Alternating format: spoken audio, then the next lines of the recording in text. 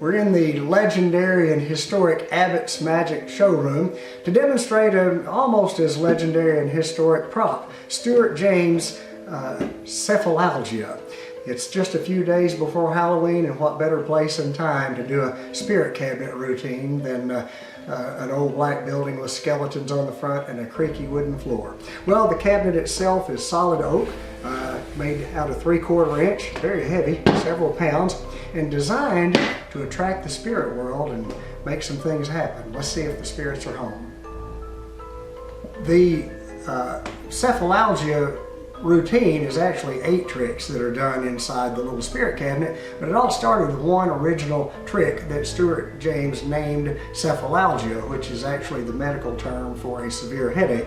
And that original trick that spawned the rest of them is done with a shoestring that is threaded through the cabinet and a safety pin and normally a borrowed finger ring, but neither me nor cameraman Kurt wear a ring, so we're having to use this solid brass ring, but normally it would be a normal finger ring. So the spirits that work inside are a little bit picky. They like for everything to be set up a certain way, and that's my job in this, to act as their medium. What I'm basically doing right now is forming the shoestring into a letter U shape and safety pinning the top of it together. And once that is done, then we take the ring, place it inside the little U that I made out of the shoestring. And it's important to note that the shoestring ends have been visible at all times. And now, spirits, do your work.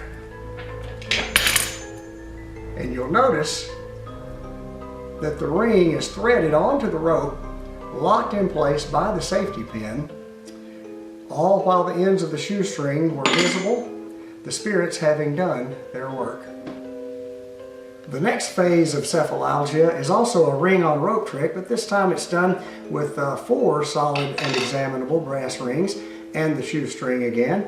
Once again, the shoestring is threaded through the cabinet, ends visible at all times, and once again the spirits require their props to be arranged just right.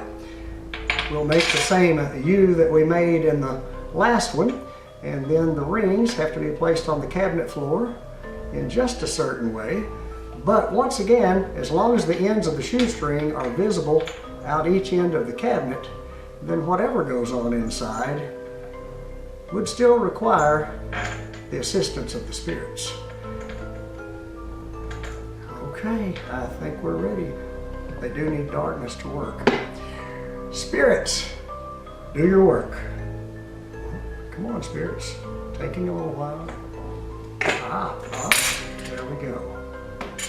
You'll notice 3 of the 4 rings linked around the shoestring, with the 4th one holding it in place, much the same way as the safety pin did before. Solid through solid. The next effect uses a solid and examinable brass rod and 2 very large examinable brass rings. As with the shoestring effect, the rod goes in through the holes and extends out each end of the cabinet so that the ends remain visible at all times. The rings simply go inside on the floor of the cabinet. And now we ask the spirits to do their work. Spirits, are you with us? Do your work. I think it's done.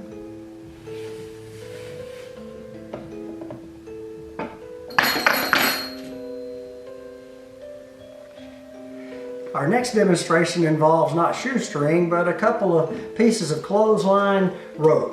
The rope will be doubled and the center of the rope threaded inside the cabinet, but the ends once again remain visible at all times.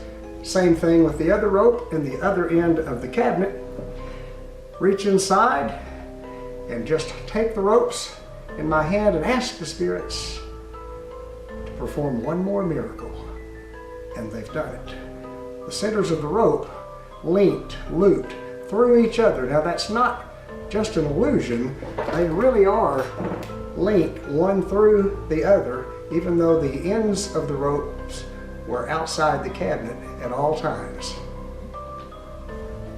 Up until this point, all of the effects have been the spirits causing things to dematerialize and pass through themselves, but now the spirits take another turn inside the little empty box. This one is done with one length of clothesline rope, which is, as the others, threaded inside the cabinet, ends visible at all times. And with that being the case, the lid is closed.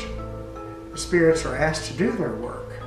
A moment given for them to do that, and it's done. Inside the cabinet, they have somehow formed a knot. A real knot, not a trick knot, not a knot that's not, but a real knot, in the center of the rope, with both ends visible at all times. Well, we're going to see if we can bring out the playful spirits in our little Poltergeist cabinet for a game of croquet. Place the saucer down so the ball doesn't roll away. Cover it just for a moment with a handkerchief and ask the spirits one more time to do their work.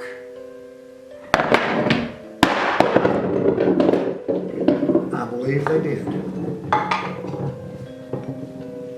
For the next effect, we're going to test the spirit's strength, see if they can do a little metal bending with an examinable steel nail.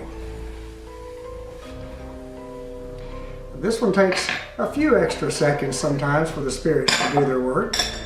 Nail goes on the saucer. We give them their darkness.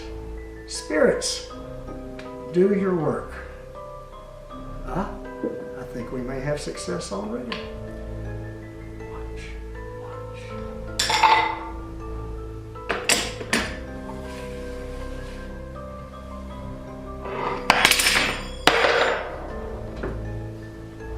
The final phase of the routine is a particularly fun one to do.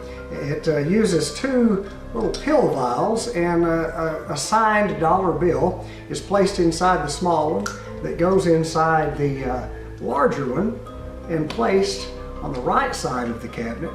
A drinking tumbler is placed on the left side of the cabinet, and a handkerchief used to cover everything temporarily. In this effect, the spirits can actually be heard to do their work if you listen carefully. Spirits, do your work.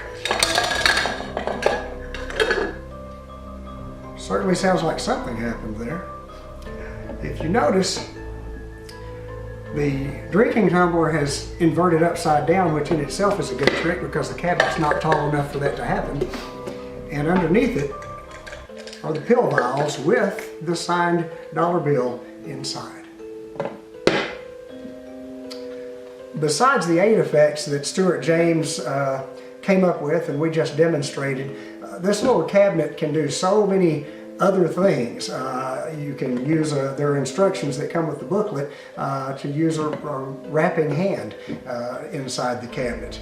You can use any kind of spirit bell inside the cabinet, placing spirit slates inside it. It really is literally limited by your imagination as to how much spooky stuff can go on, and you can put on a 30-minute or longer really impressive show with one prop, Sefalaljia.